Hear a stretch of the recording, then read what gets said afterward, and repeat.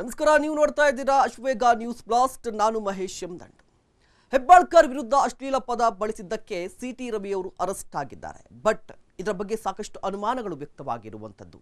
City Ravi arrest ಆಗಿದೆ, ಇದರ ಜೊತೆಗೆ ಹೈ ಡ್ರಾಮಾ ಕೂಡ ಶುರುವಾಗಿದೆ.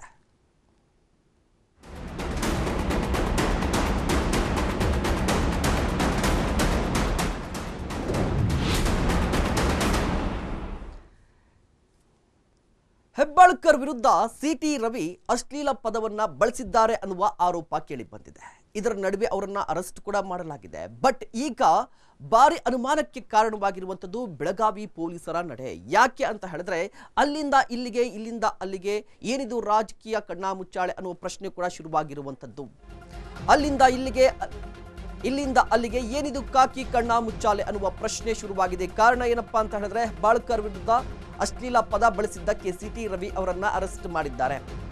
ಆದ್ರೆ ಪೊಲೀಸರ ನಡೆ, ಮುಖ್ಯವಾಗಿ ಬೆಳಗಾವಿ ಪೊಲೀಸರ ನಡೆ ಸಾಕಷ್ಟು ಕುತೂಹಲಕ್ಕೆ ಕಾರಣವಾಗಿದೆ. ಅಲ್ಲಿಂದಿಲ್ಲಿಗೆ, ಇಲ್ಲಿಂದಲ್ಲಿಗೆ ರವಿರನ್ನ ಸುತ್ತಾಡಿಸ್ತಾರದ್ಯಾಕೆ? ಏನಿದು ಕಾಕಿ ಕಣ್ಣಾ ಮುಚ್ಚಾಲೆ ಅನ್ನುವ ಪ್ರಶ್ನೆಗಳು.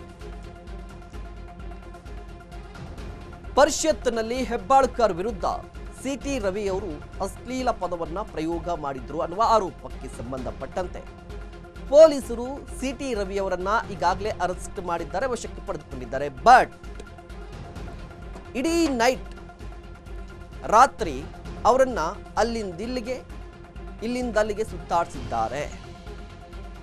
ಹಾಗಾದ್ರೆ ಯಾವ ಕಾರಣಕ್ಕಾಗಿ ಸಿಟಿ ರವಿ ಅವರನ್ನ ಈ ರೀತಿಯಾಗಿ ಸುತ್ತಾಡಿಸ್ತಾ ಇರೋದು? ಇವರ ಉದ್ದೇಶ ಏನು? ಭಾರಿ ಅನುಮಾನಕ್ಕೆ ಕಾರಣವಾಗಿದೆ ಬೆಳಗಾವಿ ಪೊಲೀಸರ ನಡೆ.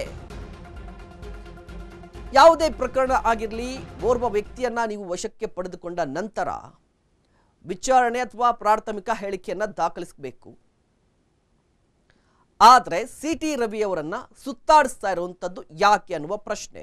ದೃಶ್ಯಾವಳಿಯಲ್ಲಿ ಗಮನಿಸ್ತಾ ಇರಬಹುದು. ಒಂದು ಕಡೆ ಪರಿಷತ್ನಲ್ಲಿ ನಿನ್ನೆ ನಡೆದಂತಹ ಹೈ ಡ್ರಾಮಾ, ಜೊತೆಗೆ ಸಿಟಿ ರವಿ ಅವರನ್ನ ವಶಕ್ಕೆ ಪಡೆದ ಬಳಿಕ ಪೊಲೀಸರು ನಿನ್ನೆ ನೈಟ್ ಕಂಪ್ಲೀಟ್ ಆಗಿ ರೌಂಡ್ಸ್ ಹಾಕಿದ್ದಾರಂತೆ. ಬೆಳಗಾವಿ ಜಿಲ್ಲೆಯ ರೌಂಡ್ಸ್ ಹಾಕಿದ್ದಾರಂತೆ ಕಂಪ್ಲೀಟ್ ಆಗಿ. ಅಲ್ಲಿಂದಿಲ್ಲಿಗೆ, ಇಲ್ಲಿಂದ ಅಲ್ಲಿಗೆ 100 ಕಿಲೋಮೀಟರ್ 200 ಕಿಲೋಮೀಟರ್ ಸುತ್ತಾಡಿಸಿದ್ದಾರೆ ಅಂತ. ಹಾಗಾದ್ರೆ ಈ ರೀತಿಯಾಗಿ ಸುತ್ತಾಡಿಸಿದ್ಯಾಕೆ? ಖಾನಾಪುರದಿಂದ 100 ಕಿಲೋಮೀಟರ್ ದೂರದ ರಾಮದುರ್ಗಕ್ಕೆ ಮತ್ತೆ ಶಿಫ್ಟ್ ಮಾಡಿದ್ರು. ರಾತ್ರಿ 12 ಗಂಟೆ ಸುಮಾರಿಗೆ ರಾಮದುರ್ಗಕ್ಕೆ ಶಿಫ್ಟ್ ಮಾಡಿದ್ರು.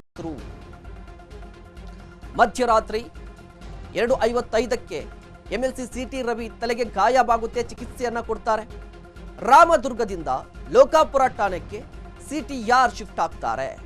ಆ ಸಂದರ್ಭದಲ್ಲಿ ಬ್ಯಾಂಡೇಜ್ ಹಾಕಿಸಿ ಲೋಕಾಪುರ ಠಾಣೆಗೆ ಕರೆದುಕೊಂಡು ಹೋಗ್ತಾರೆ. ಬೆಂಗಳೂರಿಗೆ ಕರೆತರುವ ನೆಪದಲ್ಲಿ ನಾನಾ ಕಡೆ ಕಾಕಿ ಸುತ್ತಾಟ. ಖಾನಾಪುರದಿಂದ ಬರೋಬ್ಬರಿ 100 ಕಿಲೋಮೀಟರ್ ದೂರದ ರಾಮದುರ್ಗಕ್ಕೆ ಶಿಫ್ಟ್ ಮಾಡ್ತಾರೆ. ರಾತ್ರಿ 12 ಗಂಟೆ ಸುಮಾರಿಗೆ ರಾಮದುರ್ಗಕ್ಕೆ ಶಿಫ್ಟ್ ಮಾಡ್ತಾರೆ. ಬಟ್ ಮಧ್ಯರಾತ್ರಿ 2:55ಕ್ಕೆ ಎಂಎಲ್ಸಿ ಸಿಟಿ ರವಿ ಅವರ ತಲೆಗೆ ಗಾಯವಾಗುತ್ತೆ. ಆ ಸಂದರ್ಭದಲ್ಲಿ ಅವರಿಗೆ ಚಿಕಿತ್ಸೆಯನ್ನ ಕೊಡ್ತಾರೆ. ಅದಾದ ಬಳಿಕ ಲೋಕಾಪುರ ಠಾಣೆಗೆ ಕರೆದುಕೊಂಡು ಹೋಗ್ತಾರೆ ಬ್ಯಾಂಡೇಜ್ ಹಾಕಿಸಿ. ಅಂದ್ರೆ ಅವ್ರಿಗೆ ಏನು ಹೇಳಿರ್ತಾರೆ ಅಂದ್ರೆ ಬೆಂಗಳೂರಿಗೆ ನಾವು ಕರೆದುಕೊಂಡು ಹೋಗ್ತಾ ಇದ್ದೀವಿ ಅಂತ ಹೇಳ್ತಾರಂತೆ. ಬಟ್ ಅಲ್ಲೇ ಒಂದು ರೀತಿಯಾಗಿ ರೌಂಡ್ಸ್ ಅನ್ನ ಹಾಕುವಂಥದ್ದು. ಖಾನಾಪುರದಿಂದ 100 ಕಿಲೋಮೀಟರ್, ಅದಾದ ಬಳಿಕ 12 ಗಂಟೆ ಸುಮಾರಿಗೆ ರಾಮದುರ್ಗಕ್ಕೆ ಶಿಫ್ಟ್ ಅನ್ನ ಮಾಡ್ತಾರಂತೆ. ಇದರ ನಡುವೆ 2:55ಕ್ಕೆ ಬೇರೆ ಕಡೆ ಸುತ್ತಾಡಿಸುವಂಥದ್ದು. ಸಿಟಿ ರವಿ ಅವರನ್ನ ಬಂಧಿಸಿ ಹಿರೇಬಾಗೇವಾಡಿ ಠಾಣೆಗೆ ಕರೆದುಕೊಂಡು ಹೋಗಿದ್ರು. ಅದಾದ ನಂತರ ನೇರವಾಗಿ ಹಿರೇಬಾಗೇವಾಡಿಯಿಂದ ನಂದಗಡ ಠಾಣೆಗೆ ಸ್ಥಳಾಂತರ ಮಾಡ್ತಾರೆ. ನಂದಗಡ ಠಾಣೆಯಿಂದ ಖಾನಾಪುರ ಸ್ಟೇಷನ್ಗೆ ಸಿಟಿ ರವಿ ಶಿಫ್ಟ್ ಆಗ್ತಾರೆ. ರಾತ್ರಿ 12 ಗಂಟೆ 5 ನಿಮಿಷಕ್ಕೆ ಸರಿಸುಮಾರಾಗಿ ಖಾನಾಪುರ ಠಾಣೆಯಿಂದ ಕರೆದುಕೊಂಡು ಹೋಗುವಂಥದ್ದು. ಅದೇ ರೀತಿಯಾಗಿ ಮಧ್ಯರಾತ್ರಿ 12 ಗಂಟೆ 45 ನಿಮಿಷಕ್ಕೆ ಕಿತ್ತೂರಿಗೆ ಕರೆದುಕೊಂಡು ಹೋಗ್ತಾರೆ. ಮಧ್ಯರಾತ್ರಿ 1 ಗಂಟೆ 30 ನಿಮಿಷಕ್ಕೆ ಕಿತ್ತೂರಿನಿಂದ ಬೆಳವಾಡಿ ಗ್ರಾಮಕ್ಕೆ ಕರೆದುಕೊಂಡು ಹೋಗ್ತಾರೆ. ಮಧ್ಯರಾತ್ರಿ 1 ಗಂಟೆ 45 ನಿಮಿಷಕ್ಕೆ ಸವದತ್ತಿಗೆ ಬಂದು 15 ನಿಮಿಷ ಕಾಲಹರಣ ಮಾಡ್ತಾರೆ. ಮಧ್ಯರಾತ್ರಿ 2 ಗಂಟೆ 45 ನಿಮಿಷಕ್ಕೆ ರಾಮದುರ್ಗದಿಂದ ಡಿಎಸ್ಪಿ ಠಾಣೆಗೆ ಕರೆದುಕೊಂಡು ಹೋಗುವಂಥದ್ದು. ಹೀಗೆ ಹಿರೇಬಾಗೇವಾಡಿ ಠಾಣೆಯಿಂದ ಸುತ್ತಾಟ ಆಗಿರುವಂಥದ್ದು. ರೇಬಾಗೇವಾಡಿ ಠಾಣೆಯಿಂದ ನಂದಗಡಕ್ಕೆ ಶಿಫ್ಟ್ ಆಗ್ತಾರೆ, ನಂದಗಡದಿಂದ ಖಾನಾಪುರಕ್ಕೆ ಶಿಫ್ಟ್ ಆಗ್ತಾರೆ, ಖಾನಾಪುರದಿಂದ ಮತ್ತೆ ಬೇರೆ ಕಡೆಗೆ ಶಿಫ್ಟ್ ಆಗ್ತಾರೆ. ಖಾನಾಪುರದಿಂದ 100 ಕಿಲೋಮೀಟರ್ ದೂರದ ರಾಮದುರ್ಗಕ್ಕೆ ಮತ್ತೆ ಶಿಫ್ಟ್ ಆಗ್ತಾರೆ. ರಾತ್ರಿ 12 ಗಂಟೆ ಸುಮಾರಿಗೆ ರಾಮದುರ್ಗಕ್ಕೆ ಶಿಫ್ಟ್ ಮಾಡ್ತಾರೆ. ಮಧ್ಯರಾತ್ರಿ 2:55 ತಲೆಗೆ ಗಾಯವಾಗುತ್ತೆ. ಸಿಟಿ ರವಿ ಅವರ ತಲೆಗೆ ಗಾಯವಾಗುತ್ತೆ. ಆ ಸಂದರ್ಭದಲ್ಲಿ ರಾಮದುರ್ಗದಿಂದ ಲೋಕಾಪುರ ಠಾಣೆಗೆ ಅವರನ್ನು ಕರೆದುಕೊಂಡು ಹೋಗ್ತಾರೆ. ಬ್ಯಾಂಡೇಜ್ ಹಾಕಿಸಿ ಲೋಕಾಪುರ ಠಾಣೆಗೆ ಕರೆದುಕೊಂಡು ಹೋಗುವಂಥದ್ದು ಪೊಲೀಸರು. ಬೆಂಗಳೂರಿಗೆ ಕರೆತರುವ ನೆಪದಲ್ಲಿ ನಾನಾ ಕಡೆ ಸಿಟಿ ರವಿ ಅವರನ್ನ ಸುತ್ತಾಡಿಸಿದ್ದಾರೆ. ಆರಂಭದಲ್ಲಿ ಸಿಟಿ ರವಿ ಅವರನ್ನ ಅರೆಸ್ಟ್ ಮಾಡಿದಂತಹ ಸಂದರ್ಭದಲ್ಲಿ ನೇರವಾಗಿ ಖಾನಾಪುರಕ್ಕೆ ಕರೆದುಕೊಂಡು ಹೋಗ್ತಾರೆ. ಅದಾದ ಬಳಿಕ 100 ಕಿಲೋಮೀಟರ್ ಇರುವಂತಹ ರಾಮದುರ್ಗಕ್ಕೆ ಕರೆದುಕೊಂಡು ಹೋಗ್ತಾರೆ. ಈ ಸುತ್ತಾಟ ಯಾಕೆ, ಯಾವ ಕಾರಣಕ್ಕೆ ಅನ್ನುವ ಪ್ರಶ್ನೆ ಕೂಡ ಶುರುವಾಗಿರುವಂಥದ್ದು. ಮುಖ್ಯವಾಗಿ ಸಿಟಿ ರವಿಯವರು ಕೂಡ ಆರೋಪಗಳನ್ನು ಮಾಡ್ತಾ ಇರುವಂಥದ್ದು. ಬೇರೆಯದ್ದೇ ಉದ್ದೇಶವನ್ನ ಇಟ್ಕೊಂಡು ಪೊಲೀಸರು ಈ ರೀತಿಯಾಗಿ ಸುತ್ತಾಡಿಸ್ತಾ ಇದ್ದಾರೆ. ಒಂದು ಕಡೆ ಇಡೀ ರಾತ್ರಿ ಸಿಟಿ ರವಿಯವರನ್ನ ಪೊಲೀಸರು ಒಂದು ಕಡೆಯಿಂದ ಮತ್ತೊಂದು ಕಡೆಗೆ, ಮತ್ತೊಂದು ಕಡೆಯಿಂದ ಮತ್ತೊಂದು ಕಡೆಗೆ ಸುತ್ತಾಡಿಸ್ಕೊಂಡು ಹೋಗ್ತಾ ಇರುವಂಥದ್ದು. ಇದರ ಜೊತೆಗೆ ಖಾನಾಪುರದಿಂದ 100 ಕಿಲೋಮೀಟರ್ ಇರುವಂಥ ರಾಮದುರ್ಗಕ್ಕೆ ಹೋಗ್ತಾರಂತೆ. ಅದಾದ ನಂತರ ಬೇರೆ ಕಡೆಗೆ ಹೋಗ್ತಾರಂತೆ, ಲೋಕಾಪುರ ಠಾಣಕ್ಕೆ ಹೋಗ್ತಾರಂತೆ, ಕಿತ್ತೂರಿಗೆ ಹೋಗ್ತಾರಂತೆ, ಸೌದತ್ತಿಗೆ ಹೋಗ್ತಾರೆ. ಈ ಸುತ್ತಾಟ ಯಾಕೆ, ಯಾವ ಕಾರಣಕ್ಕೆ, ಪೊಲೀಸರ ಉದ್ದೇಶ ಏನಾಗಿತ್ತು? ಇದರ ನಡುವೆ ಸಿಟಿ ರವಿಯವರ ತಲೆಗೂ ಕೂಡ ಗಾಯವಾಗಿದೆ. ಅದು ಯಾವ ಕಾರಣಕ್ಕೆ ಗಾಯವಾಗಿದ್ದು? ಅದಕ್ಕೆ ಚಿಕಿತ್ಸೆಯನ್ನು ಕೊಡಿಸಿದ್ದಾರೆ. ಬಟ್ ಗಾಯವಾಗಿದ್ದು ಹೇಗೆ? ಪೊಲೀಸರ ವಶದಲ್ಲಿರುವಂತಹ ವ್ಯಕ್ತಿಗೆ ಗಾಯವಾಗುತ್ತೆ ಅಂತ ಹೇಳಿದ್ರೆ ಅದರ ಉದ್ದೇಶ ಏನು, ಯಾವ ಕಾರಣಕ್ಕಾಗಿ ಗಾಯವಾಯಿತು, ಅದರ ವಿವರಣೆಯನ್ನು ಕೂಡ ಕೊಡಬೇಕಾಗುತ್ತೆ ಪೊಲೀಸರು. ಜೊತೆಗೆ ಮುಖ್ಯವಾಗಿ ಒಂದು ಠಾಣೆಯಿಂದ ಮತ್ತೊಂದು ಠಾಣೆಗೆ ಈ ರೀತಿಯಾಗಿ ಸುತ್ತಾಡಿಸಿದ್ದು ಯಾಕೆ? ಬೇರೆ ಬೇರೆ ಕೇಸ್ ತೆಗೆದುಕೊಳ್ಳಿ, ನಾರ್ಮಲ್ ಕೇಸನ್ನು ತೆಗೆದುಕೊಳ್ಳಿ. ಇದೇ ರೀತಿಯಾಗಿ ಕೇಸ್ಗಳನ್ನು ದಾಖಲಾದ ಸಂದರ್ಭದಲ್ಲಿ ಯಾವುದೇ ಒಬ್ಬ ವ್ಯಕ್ತಿಯನ್ನು ಈ ರೀತಿಯಾಗಿ ಸುತ್ತಾಡಿಸ್ತಾರಾ? ಬೇರೆ ಪ್ರಕರಣಗಳಲ್ಲಿ ಸುತ್ತಾಡಿಸ್ತಾರಾ? ಇಲ್ವಲ್ಲ. ಬಟ್ ಈ ಪ್ರಕರಣದಲ್ಲಿ ಯಾಕೆ ಸುತ್ತಾಡಿಸಿದ್ದು? ಸಾಕಷ್ಟು ಪ್ರಶ್ನೆಗಳು ಉದ್ಭವವಾಗ್ತಾ ಇರುವಂಥದ್ದು. ಜೊತೆಗೆ ಒಂದಿಷ್ಟು ಅನುಮಾನಗಳು ಕೂಡ ಕಾರಣವಾಗ್ತಾ ಇದೆ. ಇದರ ನಡುವೆ ಸಿಟಿ ರವಿಯವರು ಕೂಡ ಒಂದಿಷ್ಟು ಆರೋಪಗಳನ್ನು ಮಾಡ್ತಾ ಇದ್ರು. ನನ್ನನ್ನು ಮರ್ಡರ್ ಮಾಡಲಿಕ್ಕೆ ಕರೆದುಕೊಂಡು ಹೋಗ್ತಾ ಇದ್ದಾರೆ, ನನಗೇನಾದರೂ ಹೆಚ್ಚು ಕಡಿಮೆ ಆದರೆ ಪೊಲೀಸರೇ ನೇರ ಹೊಣೆ, ಮುಖ್ಯವಾಗಿ ಸರ್ಕಾರ, ಡಿ.ಸಿ.ಎಂ. ಡಿ.ಕೆ. ಶಿವಕುಮಾರ್ ಅವರು, ಲಕ್ಷ್ಮೀ ಹೆಬ್ಬಾಳ್ಕರ್ ಅವರು ನೇರ ಹೊಣೆಗಾರರು ಅಂತ ಕೂಡ ಆರೋಪವನ್ನು ಮಾಡ್ತಾ ಇದ್ರು. ಬಟ್ ಪೊಲೀಸರೇ ಬೇರೆಯದ್ದೇ ರೀತಿಯಲ್ಲಿ ಸಮರ್ಥನೆಯನ್ನು ಕೊಡ್ಕೋತಾ ಇದ್ರು. ಬಟ್ ಇಡೀ ನಿನ್ನೆ ಆಲ್ಮೋಸ್ಟ್ 1 ಗಂಟೆಯಿಂದ, ನಿನ್ನೆ ಮಧ್ಯಾಹ್ನ 1 ಗಂಟೆಯಿಂದ ಶುರುವಾಗಿರುವಂಥ ಈ ಹೈ ಡ್ರಾಮಾ ಇಲ್ಲಿಯವರೆಗೂ ಕೂಡ ಮುಂದುವರೆದಿರುವಂಥದ್ದು. ಕಾರಿನಲ್ಲಿ ಬಾಗಲಕೋಟೆ ಕಡೆ ರವಿಯನ್ನು ಕರೆದೊಯ್ದಿದ್ದಾರಂತೆ ಪೊಲೀಸರು. ಮುಂಜಾನೆ 4 ಗಂಟೆ ತನಕ ಲೋಕಾಪುರದ ಬಳಿ ಟೈಮ್ ಪಾಸ್ ಮಾಡಿದ್ದಾರೆ. ವಾಹನವನ್ನು ನಿಲ್ಲಿಸಿ ಟೈಮ್ ಪಾಸ್ ಮಾಡಿದ್ದಂತಹ ಪೊಲೀಸರು ಮುಂಜಾನೆ 4:30 ಯಾದವಾಡ ಬರೀ ಕಾರನ್ನು ನಿಲ್ಲಿಸಿ ಮಾತುಕತೆಯನ್ನು ನಡೆಸಿದ್ದಾರೆ. ಈ ಸಂದರ್ಭದಲ್ಲಿ 3 ಕಡೆ ಮಾಧ್ಯಮದವರಿಗೂ ಕೂಡ ತಡೆಯೊಡ್ಡಿದ್ದಾರಂತೆ ಪೊಲೀಸರು. ನೋಡಿ, ಈ ಪೊಲೀಸರ ನಡೆ ಬಗ್ಗೆ ಈಗ ಸಾಕಷ್ಟು ಅನುಮಾನ ವ್ಯಕ್ತವಾಗ್ತಾ ಇದೆ, ಮುಖ್ಯವಾಗಿ ಬೆಳಗಾವಿ ಪೊಲೀಸರ ಬಗ್ಗೆ. ಮುಂಜಾನೆ 4 ಗಂಟೆ ತನಕ ಕೂಡ ಲೋಕಾಪುರ ಬಳಿ ಟೈಮ್ ಪಾಸ್ ಅನ್ನ ಮಾಡ್ತಾರೆ. ಯಾವ ಕಾರಣಕ್ಕಾಗಿ ಟೈಮ್ ಪಾಸ್ ಮಾಡಬೇಕಿತ್ತು? ಏನು ಉದ್ದೇಶ ಏನು? ವಾಹನಗಳನ್ನು ನಿಲ್ಲಿಸಿ ಟೈಮ್ ಪಾಸ್ ಮಾಡ್ತಾರೆ ಅಂದರೆ ಆಲ್ಮೋಸ್ಟ್ ನಿಮಗೆ ಅರ್ಧ ಗಂಟೆ. ಮತ್ತೊಂದು ಕಡೆ 3 ಕಡೆ ಮಾಧ್ಯಮದವರು ಕೂಡ ತಡೆಯನ್ನ ಒಡ್ಡುವಂಥದ್ದು. ಉದ್ದೇಶ ಏನು?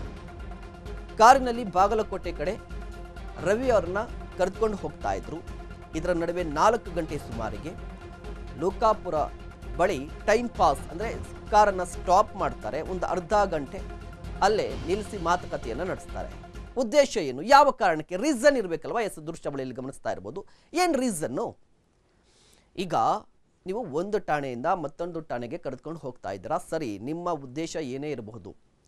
ಇದರ ನಡುವೆ ಬಾಗಲಕೋಟೆ ಕಡೆ ಮುಖ ಮಾಡಿದಂಥ ಕಾರ್ಗಳು ಮುಂಜಾನೆ 4 ಗಂಟೆ ಸುಮಾರಿಗೆ ಸ್ಟಾಪ್ ಮಾಡ್ತೀರಾ, ಅರ್ಧ ಗಂಟೆ ಅಲ್ಲೇ ಇರ್ತೀರಾ. ಏನು ಉದ್ದೇಶ? ಯಾವ ಕಾರಣಕ್ಕಾಗಿ? ಅಂದರೆ ನಿಮ್ಮ ಉದ್ದೇಶ ಈ ಆರೋಪಿ ಸ್ಥಾನದಲ್ಲಿರುವಂಥ ವ್ಯಕ್ತಿಗೆ ಮಾನಸಿಕವಾಗಿ ಚಿತ್ರಹಿಂಸೆಯನ್ನು ಕೊಡುವುದಾ? ಕೊನೆಗೆ ಸಿಟಿ ರವಿ ಅವರನ್ನ ಅಜ್ಞಾತ ಸ್ಥಳಕ್ಕೆ ಕರೆದುಕೊಂಡು ಹೋಗಿದ್ದಾರಂತೆ ಪೊಲೀಸರು.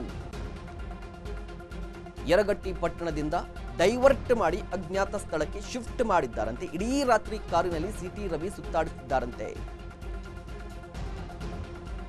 ನಾನಾ ಅನುಮಾನಕ್ಕೆ ಕಾರಣವಾಗಿದೆ ಬೆಳಗಾವಿ ಪೊಲೀಸರ ನಡೆ. ಕೊನೆಗೆ ಸಿಟಿ ರವಿಯವರನ್ನ ನೋಡಿ, ಕೊನೆಗೆ ಅಂತಿಮವಾಗಿ 4:15 ಬಳಿಕ ಅಂತಿಮವಾಗಿ ಯರಗಟ್ಟಿ ಪಟ್ಟಣದಿಂದ ಡೈವರ್ಟ್ ಮಾಡ್ತಾರೆ, ಅಜ್ಞಾತ ಸ್ಥಳಕ್ಕೆ ಶಿಫ್ಟ್ ಮಾಡ್ತಾರೆ. ಒಂದು ಕಡೆ ಇಡೀ ರಾತ್ರಿ ಸಿಟಿ ರವಿಯವರನ್ನ ಕಾರ್ನಲ್ಲಿ ಕೂರಿಸಿಕೊಂಡು ರೌಂಡ್ಸ್ ಅನ್ನ ಹಾಕಿದ್ದಾರೆ. ಇಡೀ ಬೆಳಗಾವಿಯನ್ನ ಸುತ್ತಾಡಿಸಿದ್ದಾರೆ, ಬೆಳಗಾವಿ ಜಿಲ್ಲೆಯನ್ನ ಸುತ್ತಾಡಿಸಿದ್ದಾರೆ. ಕೊನೆಗೆ ಅಂತಿಮವಾಗಿ ಮಾಧ್ಯಮದವರನ್ನ ಡೈವರ್ಟ್ ಮಾಡ್ತಾರೆ, ಅಜ್ಞಾತ ಸ್ಥಳಕ್ಕೆ ಶಿಫ್ಟ್ ಮಾಡ್ತಾರೆ. ಉದ್ದೇಶವೇನು? ಅನುಮಾನ ಮೂಡುತ್ತೋ ಇಲ್ವೋ? ಮೂಡುತ್ತೆ. ಯಾಕೆ ಪೊಲೀಸರು ಈ ರೀತಿಯಾಗಿ ನಡೆದುಕೊಳ್ತಾ ಇದ್ದಾರೆ, ಇವರ ಉದ್ದೇಶ ಏನು ಅನ್ನುವ ಬಗ್ಗೆ ಅನುಮಾನ ಮೂಡುತ್ತೆ. ಇದರ ಜೊತೆಗೆ ಅಜ್ಞಾತ ಸ್ಥಳಕ್ಕೆ ಕರೆದುಕೊಂಡು ಹೋಗಿದ್ದಾರೆ ಎನ್ನುವ ಮಾಹಿತಿ ಕೂಡ ಲಭ್ಯವಾಗಿರುವಂಥದ್ದು. ಯಾವ ಕಾರಣಕ್ಕಾಗಿ ಈ ರೀತಿಯಾಗಿ ನಡೆದುಕೊಂಡಿದ್ದಾರೆ ಪೊಲೀಸರು? ಒಂದು ಕಡೆ ನೋಡಿ, ಈಗಾಗಲೇ ಹೇಳ್ತಿದ್ದೆ ನಾನು, ಪರಿಷತ್ನಲ್ಲಿ ಒಂದಿಷ್ಟು ಹಗ್ಗ ಜಗ್ಗಾಟ ನಡೀತು. ಆ ಸಂದರ್ಭದಲ್ಲಿ ಸಿಟಿ ರವಿಯವರು ಲಕ್ಷ್ಮೀ ಹೆಬ್ಬಾಳ್ಕರ್ ಅವರಿಗೆ ಅಶ್ಲೀಲ ಪದವನ್ನು ಪ್ರಯೋಗ ಮಾಡಿದ್ರು ಅನ್ನುವ ಆರೋಪ. ಅದಾದ ಬಳಿಕ ಪೊಲೀಸ್ ಠಾಣೆಯಲ್ಲಿ ದೂರು ದಾಖಲಾಗುತ್ತೆ, FIR ಆಗುತ್ತೆ, ಅವರನ್ನು ಅರೆಸ್ಟ್ ಮಾಡ್ತಾರೆ. ಅರೆಸ್ಟ್ ಮಾಡಿದ ನಂತರ ಏನಿರುತ್ತೆ ಪ್ರೊಸೀಜರ್ ಅಂತ ಹೇಳಿದ್ರೆ, ಪ್ರಕ್ರಿಯೆ ಏನಿರುತ್ತೆ ಅಂತ ಹೇಳಿದ್ರೆ, ಪ್ರಾಥಮಿಕ ಹೇಳಿಕೆಯನ್ನು ದಾಖಲು ಮಾಡ್ಕೋತಾರೆ.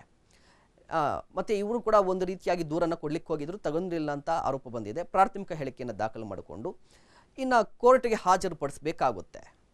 ಬಟ್ ಇದರ ನಡುವೆ ಪೊಲೀಸರು ಒಂದು ಠಾಣೆಯಿಂದ ಮತ್ತೊಂದು ಠಾಣೆಗೆ ಈ ರೀತಿಯಾಗಿ 100 ಕಿಲೋಮೀಟರ್ ಸುತ್ತಾರೆ ಅಂತ ಹೇಳಿದ್ರೆ ಏನರ್ಥ?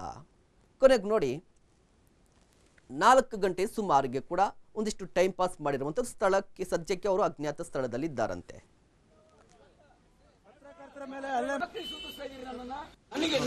ನನ್ನನ್ನು ಇಲ್ಲಿಗೆ ಯಾಕೆ ಕರ್ಕೊಂಡ್ಬಂದ್ರಿ? ನೀವು ನನ್ನನ್ನು ಇಲ್ಲಿಗೆ ಯಾಕೆ ಕರ್ಕೊಂಡ್ಬಂದ್ರಿ? ನನ್ನನ್ನ ನಿಮ್ಮ ಉದ್ದೇಶ ನನ್ನ ಮಾಡ್ರು ಮಾಡಕ್ಕೆ ನೀವು ಉದ್ದೇಶ ಮಾಡಿರೋದು. ನನ್ನನ್ನು ಮಾಡ್ರು ಮಾಡಕ್ಕೆ ಮಾಡಿದ್ದೀರಿ. ಇಲ್ಲ ಅಂದ್ರೆ ಯಾಕೆ ಸುತ್ತಿಸ್ತಾ ಇದ್ದೀರಿ? 11 ಗಂಟೆಯಿಂದ ನೀವು ಖಾನಾಪುರದಿಂದ ಎಲ್ಲ ಸುತ್ತಿಸ್ಕೊಂಡ್ಬಂದ್ರಿ. ನೀವು ಯಾಕೆ ಸುತ್ತಿಸ್ತಾ ಇದ್ದೀರಿ ನನ್ನನ್ನ? ನನಗೆ ಇಂಜುರಿ ಆದ್ಮೇಲೆ 3 ಗಂಟೆ ಮೇಲೆ ನೀವು ನನ್ನ ಕೊಲೆ ಮಾಡಕ್ ಮಾಡಿದ್ದೀರಿ. ನೀವು ಕೊಲೆ ಮಾಡೋ ಸತ್ಯ ನಡೆಸಿದ್ದೀರಿ. ಯಾರು ನಿಮ್ಗೆ ಹಪ್ತ ಕೊಟ್ಟು ಬಂದಿದ್ದಿಲ್ಲ?